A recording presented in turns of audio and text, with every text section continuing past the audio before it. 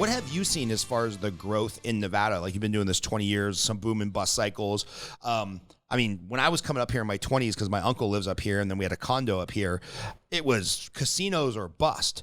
And now you've got real sports teams and real tech businesses and a bunch of, Mark Wahlberg's trying to build a movie studio here. And I know 2 mortgage CEOs that have moved up here. I think the companies are coming pretty soon. So what have you seen as far as growth of, are you a blackjack dealer or a bartender? Because that's all there is in Vegas. Yeah. So you're starting to see some of those larger companies come into the state, right? Into Henderson with these tax abatements, with the Las Vegas Global Alliance Committee is bringing these people in.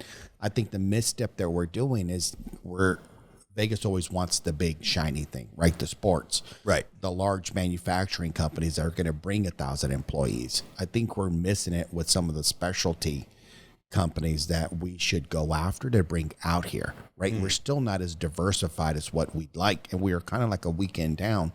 If you were to take your finger and just remove the Strip, great weekend for an example, 4th of July, and we did not have that, the city would be a small city. Right.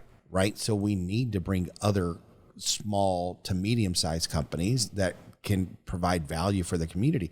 There's a reason that our private schools are doing so well, because the people that are fleeing are going to be the high income earners. Right. We're going to put their kids in the private schools, but we need to bring businesses that will employ Las Vegans or bring some of their employees to come with them as well. Yeah.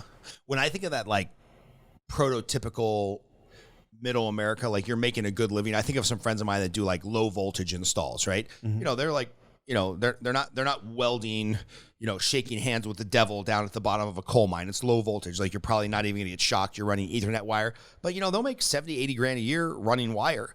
And if you can bring some more companies like that here, cause you're right. It's like Google, bunch of small mom and pops, and then the Strip. Google has one of the biggest data centers out here. And then on the other side, we've got like Switch, giant tech companies, yep. Shiny object that the state brought in, and then a bunch of like mom and pops, and then the Strip. So it's like, you're right. We need some more of those up and coming businesses, less than 500 people, maybe less than $100 million in revenue. Like, that would be cool to see more of those businesses here. Because those employees for those companies are going to send their kids to the public schools. Right.